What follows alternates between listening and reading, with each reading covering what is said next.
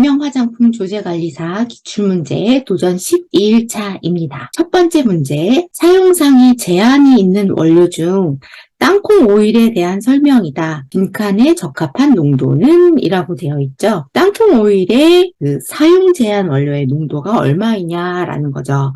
사용 제한이 있는 원료는 보존제 원료들이 있고요. 또 자외선 차단제 원료들이 있고, 또 연모제 원료들이 있고, 기타 원료들이 있죠. 이 지금 땅콩 오일은 이 기타 원료 중에 사용 제한이 있는 원료 중에서 땅콩 오일에 관한 내용입니다. 그러면 잠시 우리가 그 사용 제한 원료 내용에 대해서 한번 살펴보고 가도록 할게요. 사용상의 제한이 있는 필요한 원료는 화장품 안전 기준에 관한 규정으로 되어 있죠. 그래서 첫 번째, 크게 보존제 성분, 그리고 이렇게 두 번째, 자외선 차단 성분의 원료들이 나와 있고요. 세 번째, 연모제 성분들이 쭉 나와 있죠. 마지막으로 기타 원료 중에서 사용 제한이 있는 원료를 찾아보시면 되는데요. 여기에서 찾아보실 것이 우리가 아까 땅콩 오일이라고 했죠. 땅콩 오일 추출물 및 유도체를 말하고 있었어요. 이 최대 농도를 찾아볼게요. 네, 나왔네요. 자, 여기 땅콩 오일 추출물 및 유도체.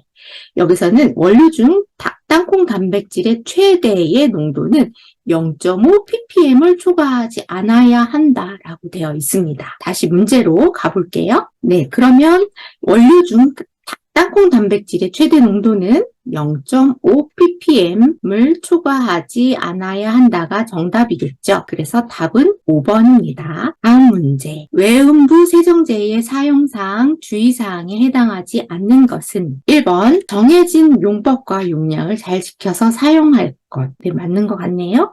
2번 만 13세 이하 어린이에겐 사용하지 말 것.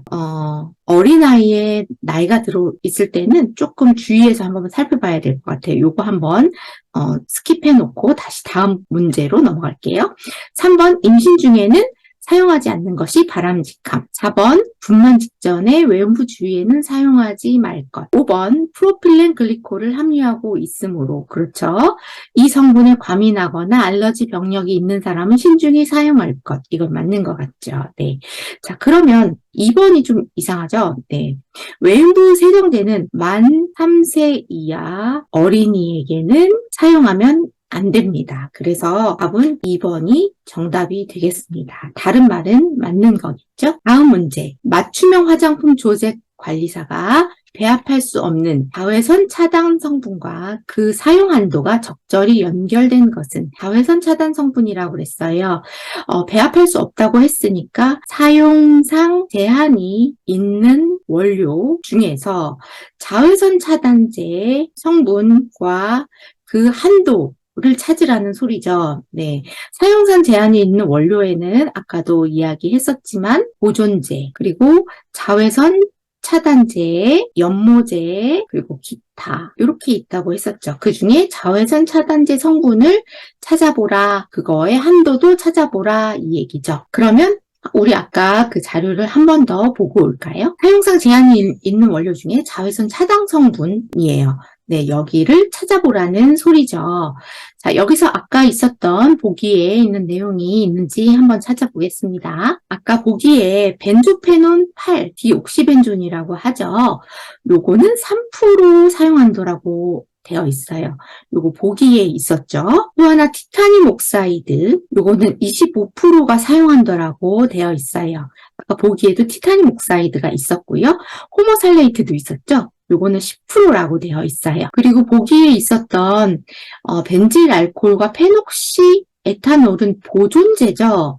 보존제에서 한번 가볼까요? 보존제로 가보면 네, 이 보존제 성분에서 한번 찾아보도록 할게요. 네, 여기 벤질알코올 있네요. 벤질알코올은 1%. 다만 두발 염색용 제품류의 용제 섞어서 사용할 경우에는 10%까지 가능하다. 라고 써 있고요. 네, 페녹시에탄올 있습니다. 요거는 1%라고 되어 있죠. 그래서 보존제는 대부분 1%가 많은 것 같아요. 다시 문제로 가보도록 하겠습니다. 자, 그러면 자외선 차단 성분의 사용 제한 원료 중에 호모살레이트, 벤조페논 8, 티타늄 옥사이드, 요것이 자외선 차단 성분이었죠. 벤질 알코올과 페녹시 알코올은 보존제였고요. 1%씩 맞게 연결되어 있으나 보존제라서 아니고요. 호모살레이트는 아까 10%였죠. 벤조페논은 3% 맞고요. 티타늄 옥사이드는 25%였어요. 그래서 정답은 2번이 되겠습니다. 다음 문제. 위의 화장품의 공표 명령을 받은 영업자는 지체 없이 일간신문 및 해당 영업장의 인터넷 홈페이지에 게시하여야 한다. 여기에 해당되지 않는 것은 1번 제품명을 공표하는 거, 2번 제조번호를 공표하는 거, 3번 사용기한을 공표하는 거, 4번 회수 사유를 공표하는 거, 5번 회수량을 공표하는 거. 네, 문제가 생긴 화장품을 고시를 해야 되는 건 의무죠. 이게 어떤 제품이고, 그리고 어떠한 언제 만들어졌고, 그 사용기한이 얼마나 남아있고, 그리고 뭐 때문에 회수를 하고, 이런 것들이 있죠. 그렇지만 회수량은 공표를 할 필요는 없죠. 이거는 공표를 하지 않고 회수 종료 보고서에 작성을 하시면 되는 거기 때문에 회수량이 정답이 되겠습니다. 답은 5번. 다음 문제. 화장품이 미생물 한도 시험법에서 총 호기성 생균수는 세균과 진균수의 합으로 확인한다. 이때 한천 평판 도말법 검체 처리 후 각 배지의 배양 조건에 적합한 것은, 그러니까 세균 하나를 배양하고 진균 하나를 배양해서 총 호기성 생균수를 구하죠. 이 배지가 각각의 배지를 이제 조건이 다르게 해가지고 키우는 거잖아요. 그걸 배양한다고 합니다. 그런데 이 한천 평판 도마을법은 이 평평한 이 배지가 평평한 모양으로 되어 있거든요. 이렇게 옆에서 보면 이렇게, 네, 여기다가 바닥에다가 긁어놓고 여기서 세균하고 진균이 어떻게 번식하나 배양이 되나 이걸 보는 건데, 적당한 습도와 온도를 주고 적당한 기간 동안 배양을 하는 것인데요. 여기서 잘 보시면 진균은 20에서 25도에서 며칠간 배양하냐, 이게 니은이고, 세균은 몇 도에서 48시간 배양을 해서 얻어지는 조건을 말하는데요. 잘 생각해보면 20에서 25도면 온도가 상온이죠. 상온이면은 상식적으로 좀 길게 놔둬야 되겠죠. 그리고 세균 기억 같은 경우에는 48시간, 이틀 안에 배양을 시키려면 온도가 좀 높아야 되겠죠. 그래서 그렇게 해가지고 찾으시면은 첫 번째 온도가 높은 게 30에서 35도네요. 네, 그래서 3번 아니면 5번일 것 같고, 니은에 며칠간 배양하냐? 5번은 1일이고요. 3번은 5일이에요. 1일간 배양하면은 상온에서 너무 숙성이 안 되겠죠. 그래서 요 5일이 맞는 것 같죠. 그래서 이렇게 찾으셔도 되고요. 외우셔도 됩니다. 그래서 세균은 30에서 35도로 이틀, 2일간 48시간이죠. 배양을 하는 것이 세균이고, 진균은 20에서 25도, 상온에서 5일간 배양하는 것을 각 배지의 배양 조건이라고 보시면 되겠습니다. 그래서 답은 3번. 다음 문제. 10ml 초과 50ml 이하의 화장품 용기의 2차 포장의 기재사항에 대한 설명으로 거리가 먼 것은, 이거 알러지 유발 성분 배울 때 나왔었죠? 1번, 기능성 화장품의 효능 효과를 나타내게 하는 원료는 표시해야 한다. 네, 맞죠? 그거를 알아야지 기능성 화장품인 거 어떤 효능인지 알고 쓰겠죠? 2번, 전성분 표시는 하지 않아도 된다. 네, 용기가 작고 소량이기 때문에 전성분 표시를 굳이 다 하지는 않아도 됩니다. 3번, 과일사는 표시하여야 한다. 네, 표시 성분에 따라서 해야 되는 경우도 있죠. 4번, 알러지 유발 향료 성분은 2차 포장에 반드시 기재해야 한다. 알러지 유발 성분은 전성분 표시 성분이라고 보시면 되고요. 이거는 반드시 기재하지 않아도 됩니다. 5번 보존제 성분은 표시해야 한다. 성분에 따라서 표시를 해야 하는 경우도 있죠. 그래서 정답은 4번입니다. 그래서 자료를 한 번 더 갖고 왔는데요. 이거는 화장품 향유 중 알레르기 유발 물질 표시 지침이고요. 내용량 10ml나 그램, 10g, 초과 50g 이하, 그러니까 소용량이죠. 소용량 화장품의 경우는 알레르기 유발 성분 표시를 어떻게 해야 되느냐라는 내용이에요. 그래서 기존 규정과 동일하게 표시 기재를 위한 면적이 부족하기 때문에 생략이 가능한데 홈페이지 같은 곳에다가 뭐뭐뭐뭐 들어갔습니다 라고 확인을 시켜주고요. 또 작은 용량이더라도 적을 수 있는 표시 면적이 확보될 때는 해당 알레르기 유발 성분을 표시하는 것을 권장함이라고 써 있습니다. 꼭 표시를 하거나 표시하지 않아도 된다라는 얘기겠죠. 다음 문제. 다음 중 회수 대상 화장품의 위해 등급이 가등급에 해당이 되는 것은 가나 다등급이 있죠. 그래서 가등급이 가장 위험한 거죠. 네, 가장 위에 등급이 높은 거고 그 다음 나등급, 그 다음 다등급이에요. 네, 읽어볼게요. 1번 화장품에 사용할 수 없는 원료를 사용한 화장품. 요거 좀 심각하네요. 요거는 가등급에 해당이 됩니다. 2번 안전용기 포장 기준에 위배되는 화장품. 네, 요거는 안전용기 포장 중요하기 때문에 나등급에 해당이 됩니다. 3번 기능성 화장품의 기능성을 나타내게 하는 주 원료 함량이 기준치에 부적합한 경우, 기준치에 부적합하기 때문에 요거는 조정하면 되죠.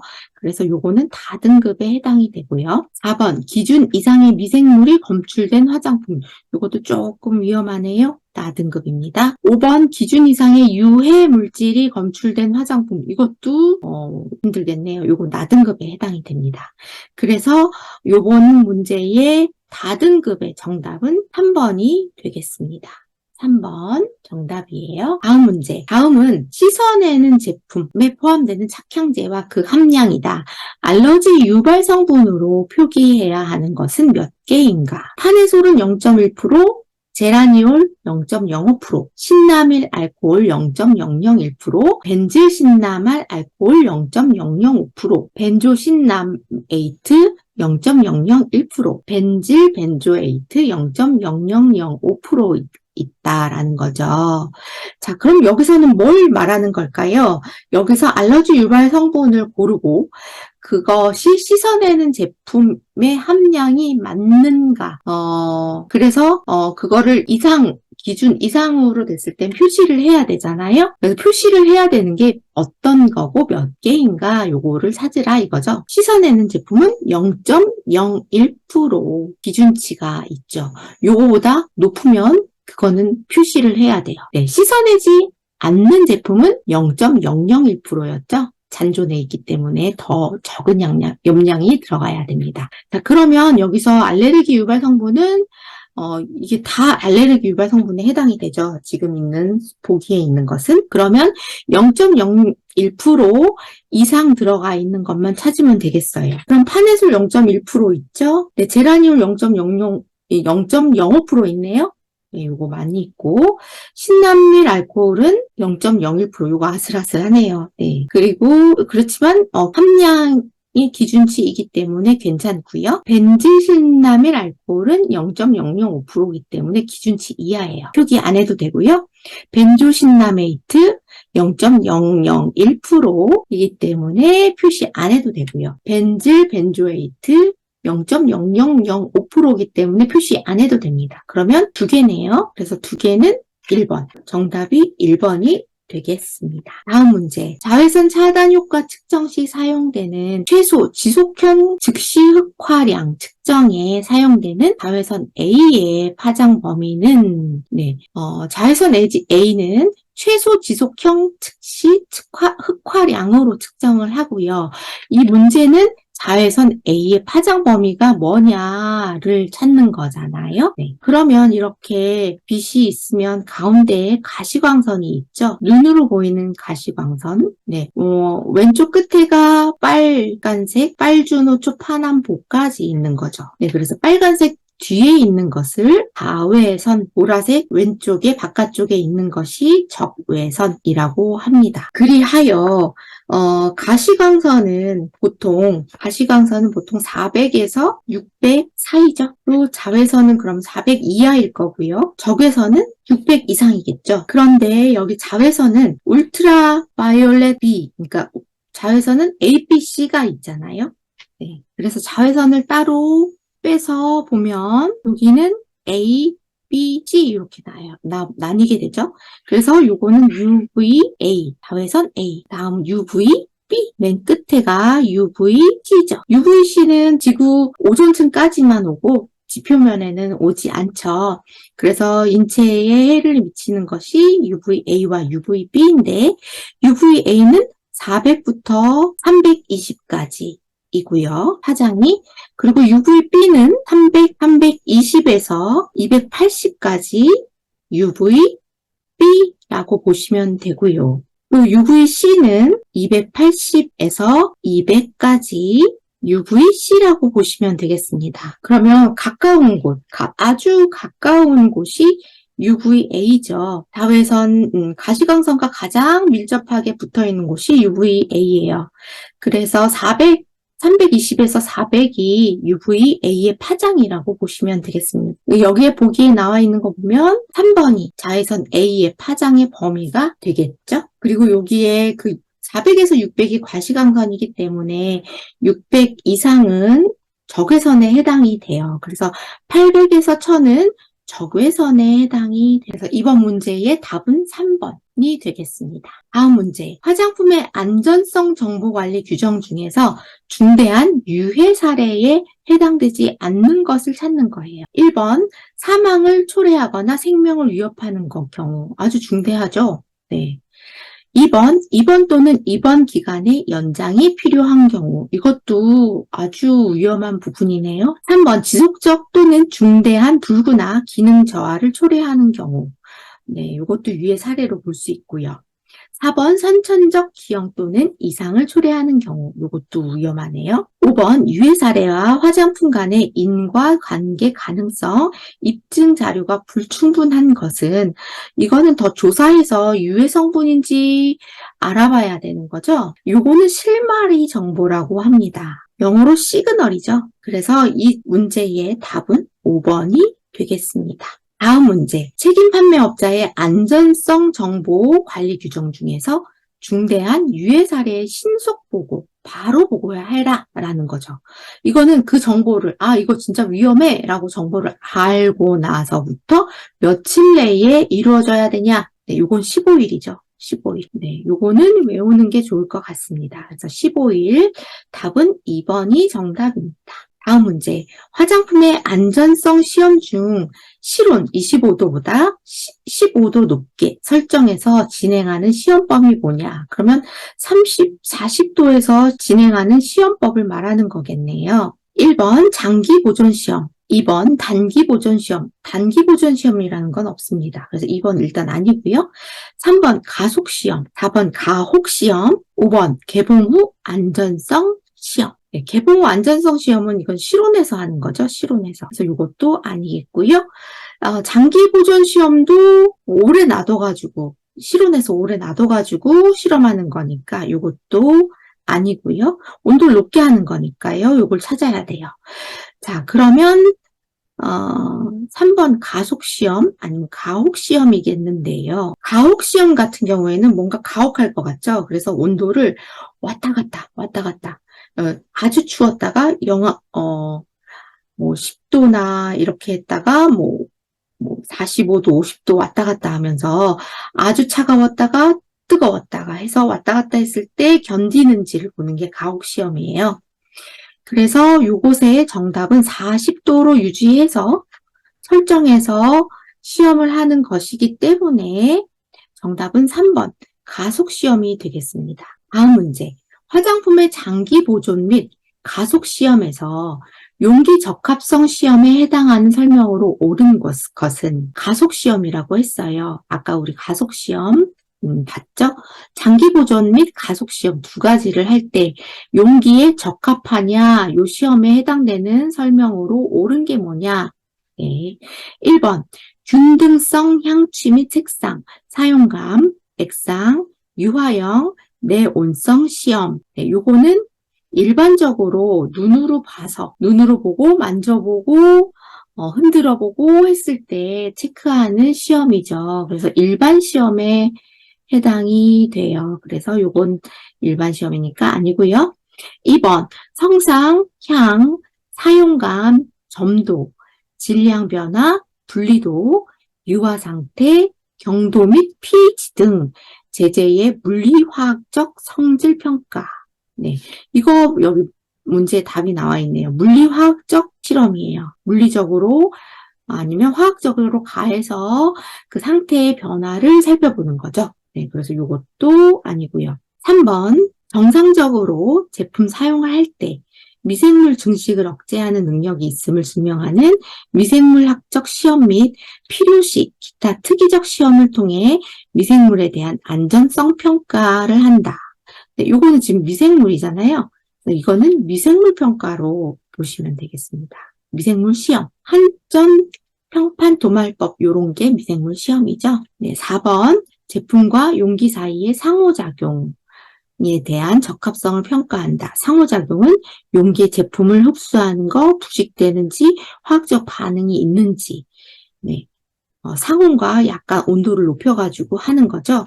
그래서 요게 적절하게 된 설명이 맞고요. 4번. 5번은 온도순환 마이너스 15에서 45도 왔다 갔다 하면서 냉동, 해동 또는 저온 고온의 가혹 조건에서 평가한다. 요거 가혹 시험이죠. 그래서 이거의 정답은 4번이 되겠습니다. 네. 이게 제가 문제를 풀기 전에 한 번 더 살펴보고 자료 검토하고 혹시 틀린 게 있는지 확인하고 하느라고 시간이 생각보다 많이 걸리더라고요. 그래서 영상도 편집하고 제작하고 하는 것도 의외로 많이 걸려서 제가 생업을 하면서 하다 보니 조금 시간이 좀 걸리는 면이 없지 않아 있습니다. 그래도 끝까지 꾸준히 해볼 생각이고요. 네, 오늘 문제는 사용상 제한이 있는 원료에 대한 내용들이 많았어요. 네, 그 부분에 대해서 한 번 더 공부하게 되었고요. 네, 우리 모두 합격을 위한 그날까지 화이팅!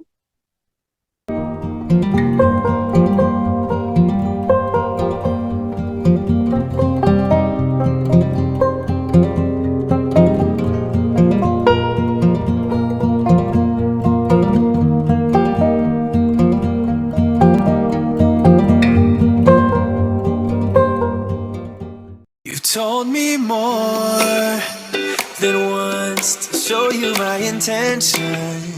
My brain gets blocked at times.